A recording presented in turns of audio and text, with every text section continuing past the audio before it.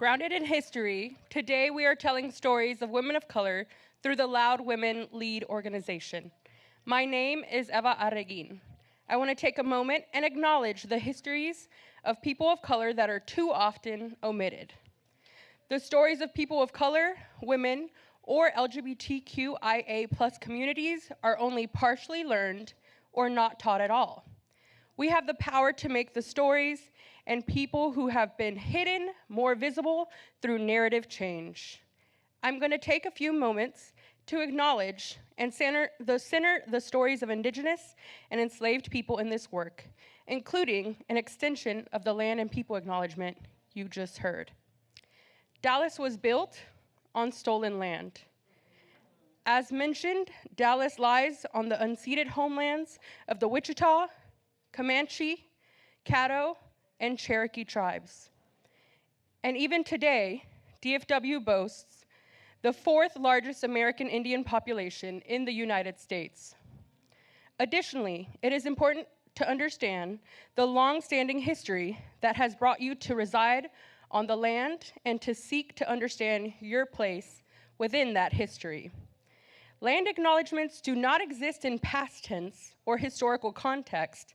Colonialism is a current, ongoing process, and we need to build the mindfulness of our present participation. Land acknowledgements are only one small part of supporting Indigenous communities. Solidarity can look like donating time and money to Indigenous-led organizations, amplifying the voices of Indigenous people, leading grassroots change movements, and returning land. We want to acknowledge that our Black predecessors were brought here from their ancestral lands, and their labor and intellect built this country. That labor was never paid, and to this day, there has not been any reparative action by the United States to rectify. We must acknowledge that much of what we know of this country today, including its culture, economic growth, and development throughout history and across time, has been made possible by the labor of enslaved Africans and their descendants who suffered the horror of the transatlantic trafficking of their people, cattle slavery, and Jim Crow.